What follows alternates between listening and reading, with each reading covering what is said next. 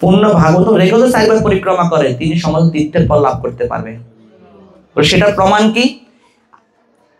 গিরিরাজ সনাতন গোস্বামী সবসময় গিরি গোবর্ধন পরিক্রমা করতেন। তো একদিন সনাতন গোস্বামী আর পরিক্রমা করতে পারতেছেন না।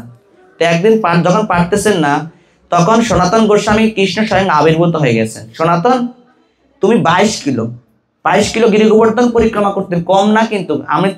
আমরা করি অনেক সময় 6 ঘন্টা লেগে যায়, 6 ঘন্টা লেগে যায়। 6 ঘন্টায় কম হাঁটা, পায়ে তো ব্যথা হয়ে যায়। কদিন এখন শুয়েও যেতাম রাস্তার মধ্যে, এরকম অনেকদিন শুয়েও যেতাম রাস্তার মধ্যে, এখনো কষ্ট হয়, পায়ে এরকম বড় ফোসকা পড়ে যাবে, যন্ত্রণা পড়ে যাবে। আর সনাতন গোস্বামী প্রতিদিন গোবর্ধন পরিক্রমা করতেন। একদিন তিনি আর পরিক্রমা করতে পারতেছেন না।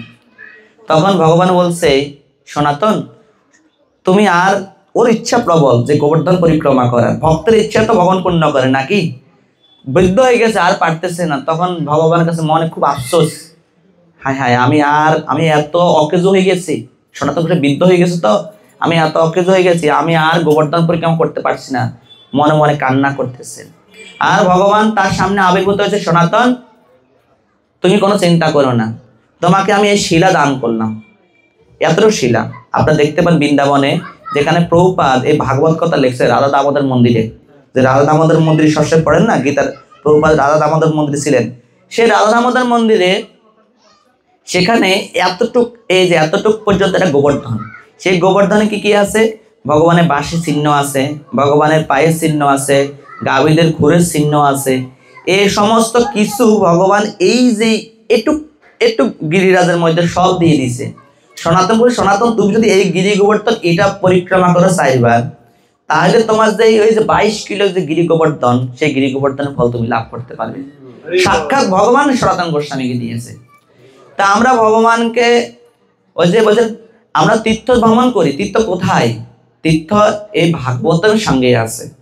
ভাগবত কৃষ্ণ যেখানে সেখানে তীর্থ অন্য কোথাও নেই। কৃষ্ণ যেখানে সেখানে তীর্থ। এই ভাগবতম দেখে আপনি পরিক্রমা করুন, আপনি সাক্ষাৎ ভগবানকে পরিক্রমা করতে পারবেন। তো যা এখানে বললাম, এই ভাগবতম পরিক্রমা মানে কৃষ্ণকে পরিক্রমা করা। যে টাকা দিয়ে মোবাইল কিনবেন, চেষ্টা করেন সেই টাকা মোবাইল কিনবেন, যদি দরকার কিনতে হবে, কিন্তু তার চেয়ে বেশি গুরুত্ব আছে ভাগবতমে।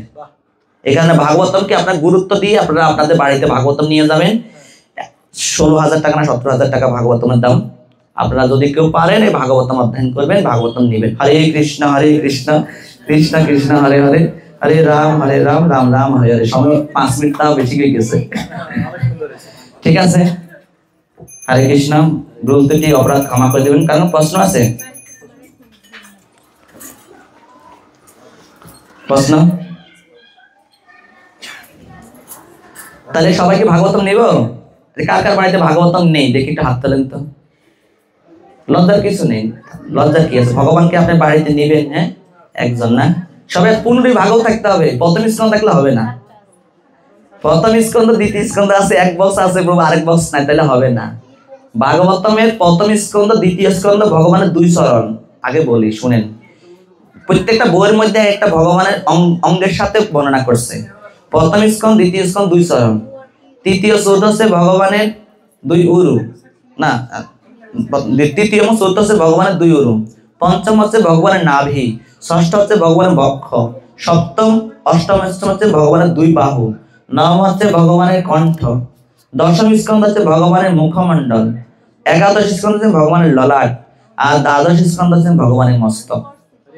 এই কারণে দ্বাদশ স্কন্ধরূপী ভাগবতম, এই ভাগবতম সাক্ষাৎ রাখতে হবে। তাহলে ভাগবতমের রসে যে ভগবানের কৃপা লাভ করতে পারেন। কেউ 1 বক্স 2 বক্স থাকলে হবে না, পূর্ণ ভাগবত রাখতে হবে।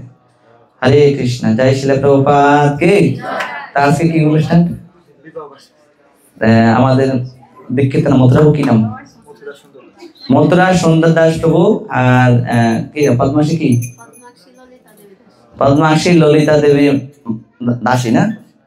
তো আমাদের মথুরা প্রভু এবং পদ্মাক্ষী প্রভু তাদের এই আজকে বিবাহ বার্ষিকী উপলক্ষে আজকে মহান বৈষ্ণবদেরকে নিমন্ত্রণ করেছেন। আপনারা ওনাদের জন্য একটু প্রার্থনা করবেন, তারা যেন ভালো ভক্তি জীবন অবলম্বন করতে পারে এবং তারা যেন ভগবানের সেবা করার মাধ্যমে তারা ভগবানের সেবা করেন, তারা যেন সুখ শান্তি বজায় থাকে এবং তারা যেন অন্তিমে ভগবানের কাছে ফিরে যেতে পারে। তার জন্য আমরা সবাই ভগবানের কাছে একটু প্রার্থনা করব, সবাই একসাথে। জয় শ্রীকৃষ্ণ চৈতন্য প্রভু নিত্যানন্দ, শ্রী অদ্বৈত গদাধর শ্রীবাসাদি গৌর ভক্তবৃন্দ। হরে কৃষ্ণ কৃষ্ণ কৃষ্ণ হরে হরে, হরে রাম রাম রাম হরে হরে।